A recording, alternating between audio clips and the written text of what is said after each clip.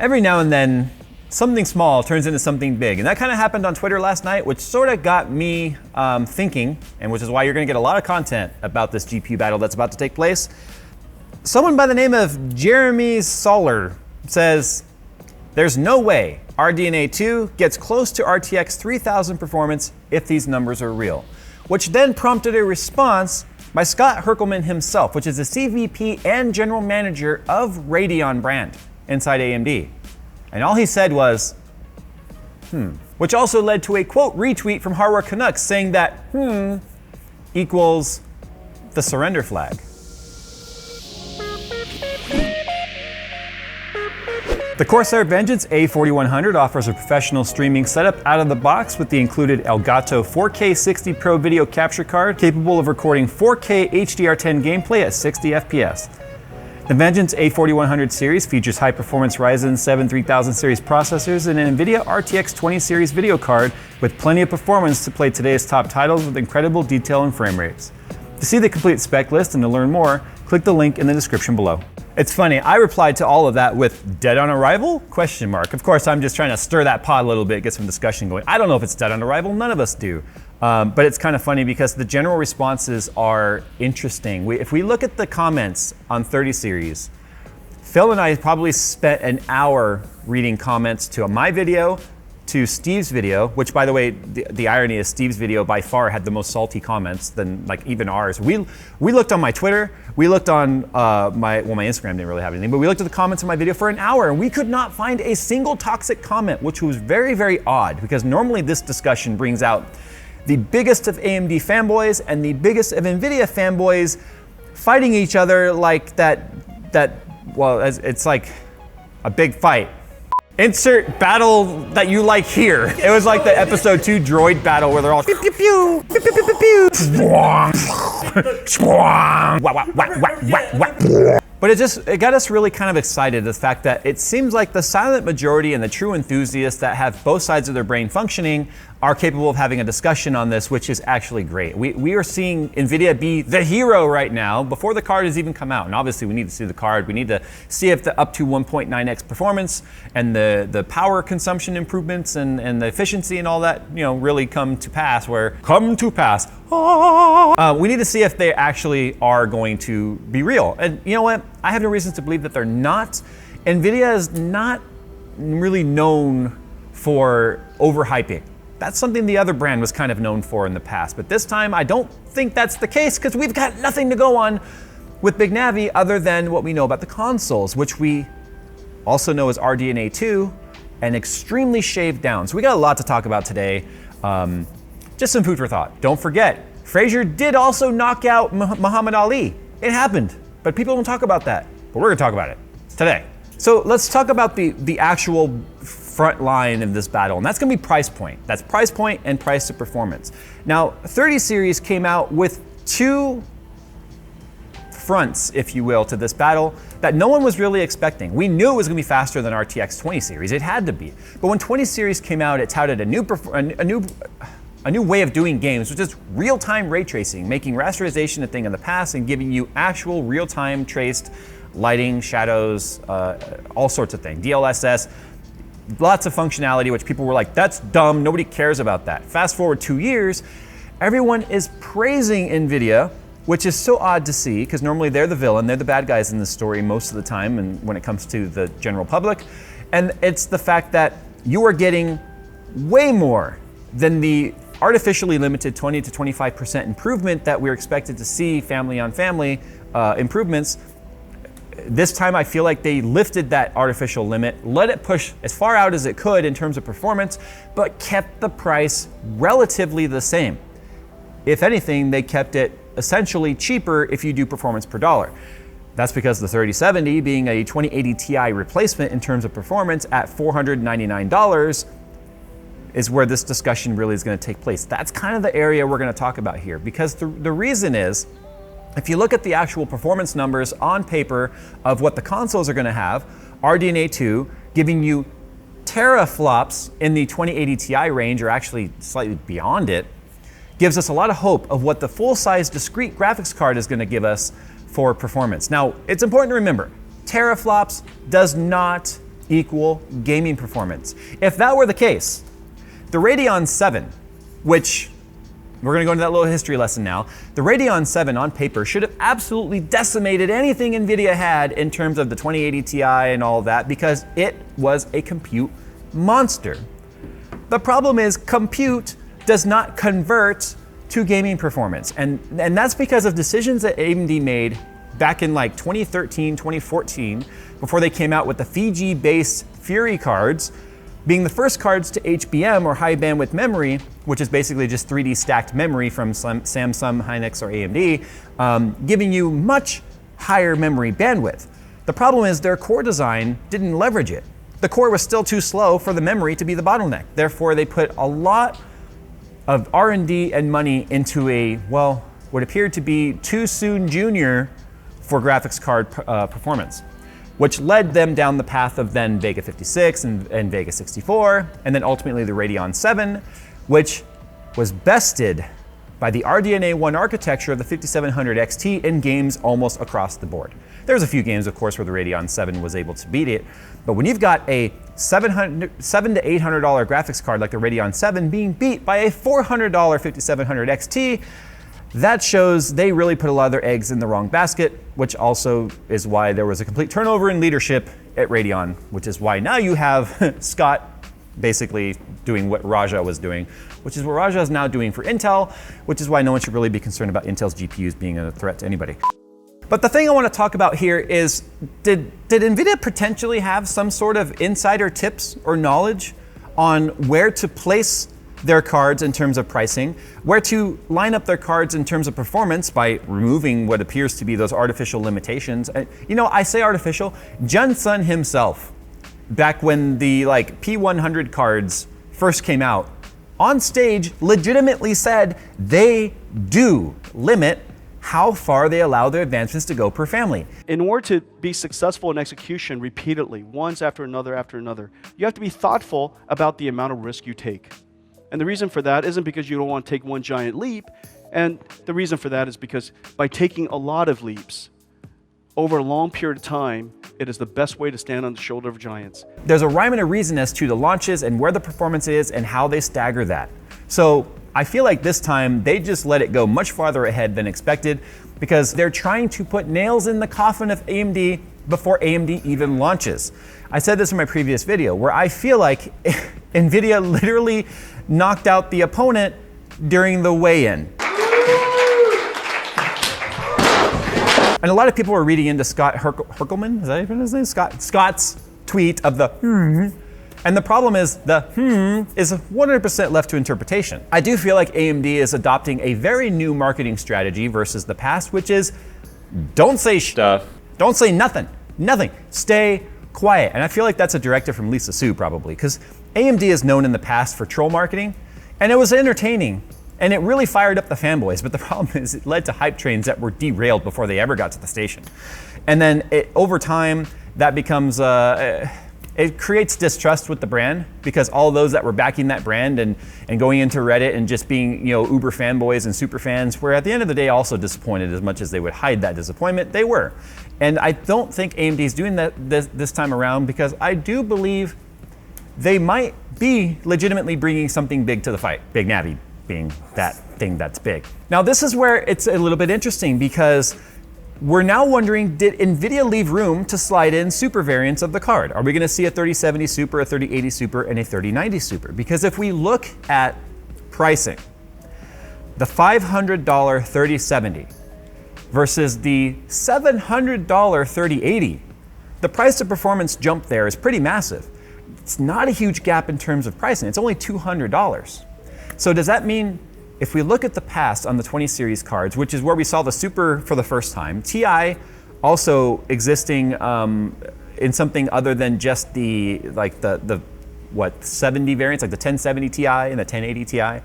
Now we saw 2060 Super, we saw 1660 and 1660 Ti. I think personally they're gonna drop the Ti naming altogether, and I think they're just gonna use Super wherever they decide to slide cards in. But Paul on Twitter also made a very astute observation, which I think a lot of us saw, which is with the 3090 being the Titan replacement at only $1,500, it leaves room for a 3090 Ti at $2,000. For the super enthusiast that's like, I don't care how much it costs, I want the best no matter what it costs. And we all know the best has a very diminishing return on price to performance, but those people shopping don't care about that anyway, shopping at that price point.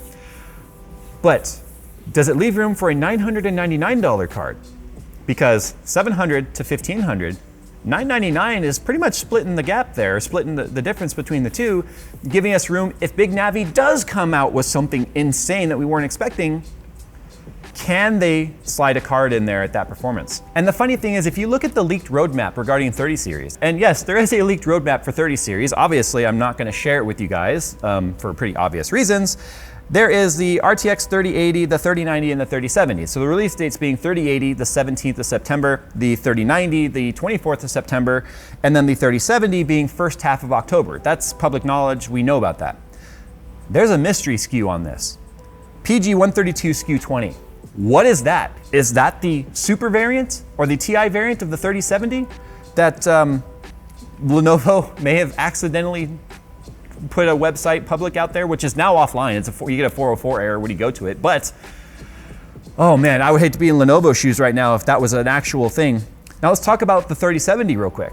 I feel like that's gonna be the battleground. I feel like that is where the battle's gonna take place between RDNA 2 and Nvidia, because unfortunately for AMD, they take too long to do anything. And that's just because they are finally seeing profits for the first time in decades. Well, not decades, more than a decade. It feels like decades. It's been 2 decades since they truly competed with Intel, and now they're doing it again. So here we are 20 years later, and they're the hero when it comes to CPUs. They take too long to pivot. And that's because they had to completely undo all the damage that this did for the Radeon brand. And they have to regain trust, and they have to regain loyalty. And the problem is the 5700 XT showed that they're not quite matured yet with their driver department and their software department. Radeon Master software is just clunky in my opinion. I don't like it. And I think a lot of people have shared that same sentiment. And when it takes long to completely repivot, because they believed that HBM was the future and that's where they were all going to be going in the future. The problem is they had to completely pivot, redesign, and retool to try and get back on track. Now, Lisa Su is a phenomenal CEO. She came in there as interim and is now obviously the commander-in-chief of AMD, rightfully so. She's earned that position and the trust of the board and the stockholders.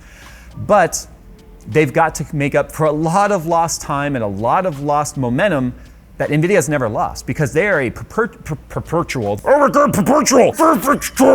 are a perpetual motion machine that has like what seems like an endless supply of money and time to just constantly innovate. Which is funny because I feel like Nvidia got bored with GPUs, which was why they went on to AI and self-driving cars and all that sort of stuff. That's what happens when you have a lot of money and a lot of time and experience. That's why 20 series was so expensive. It was a new manufacturing process never done before. 30 series is affordable. I say affordable even though the prices are the same, which everyone's praising. Is nobody gonna comment though that the prices are essentially the same of what 20 series came out with, but everyone's now praising and talking about how affordable this is? I think there was even a Reddit post where someone was like, oh my God, why the frick is this so cheap? Okay, I really got onto a tangent, but I do have a point, obviously. There's a lot of time to be made up. And the problem is in that amount of time, Nvidia is totally controlling the battle right now. They have got map control with this. Their cards are out. They beat AMD to that.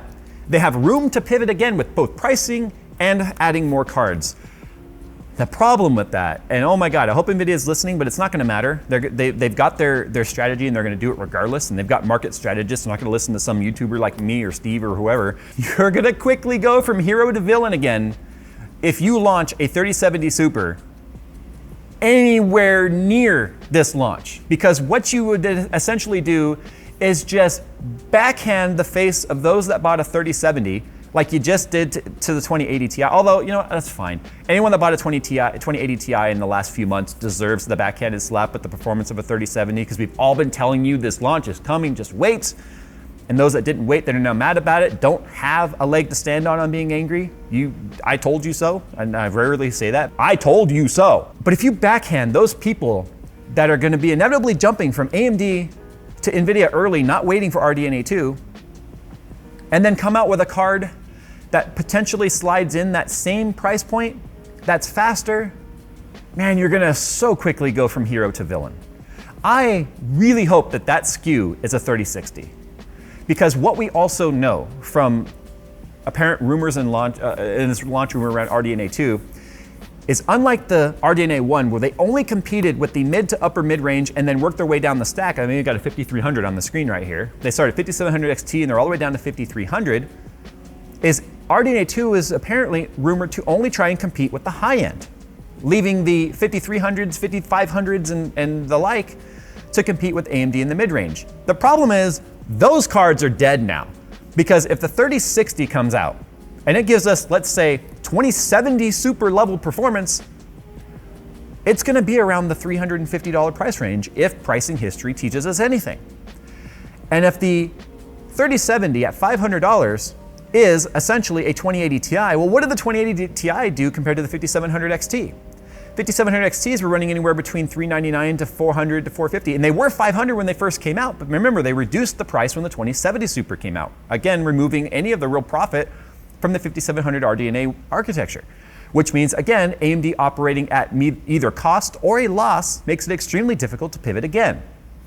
So what we're gonna see here, I think, is a complete cease in sales of the 5000 series cards if a 3060 comes out. I think right now we could probably, if we were able to draw a chart and see actual sales numbers the moment 30 series was mentioned, I bet you're gonna see an immediate halt in sales of the 5700 XT and below. Because there's no one in their right mind, even as a super fan, that could justify purchasing a 5700 XT for anywhere near the price of a 3070, which means AMD has to drop the price. I hope to God that PG132 SKU 20 is a 3060 and not a 3070 Ti. They're playing the game of Risk with this. Actually, AMD's playing the game of Risk. Nvidia's they're basically the dungeon master in all of this, I feel like. And I know that sounds very fanboy, but this is actually from somebody who loves to follow economics and business trends. This is actually really exciting to watch unfold. It's like watching paint dry, but it's exciting. But the other thing that we're seeing on the rumors regarding RDNA 2's mid-range, because they are going to start at the top and hopefully come with an entire RDNA 2 family of cards, just taking place, replacing these 5000 series cards. The rumor is we're not going to see that till like 2021, and that's an awful lot of time for people to wait when there's an extremely incentivizing offering from Nvidia. Because I have a prediction. I predict with the cost of manufacturing improvement on the RTX cards, the GTX 1600 series card was a real stopgap. And I feel like that was a crumb thrown to people that were complaining about the pricing of RTX and how much the 2060 was, because again, any 60, it was the most expensive 60 series card they'd ever come out with, versus 560, 760, 960s, and so it was really expensive. Those are normally in the $200 price range, and this was $350 into $399. I predict we're gonna see RTX cards exist all the way down the stack. I have a feeling that we're not gonna see a GTX card this time around. I think they're all gonna have RTX. And I think the lowest end RTX card that you could buy, like let's call it a 3050, could potentially be the specs of something like a 2060 Super.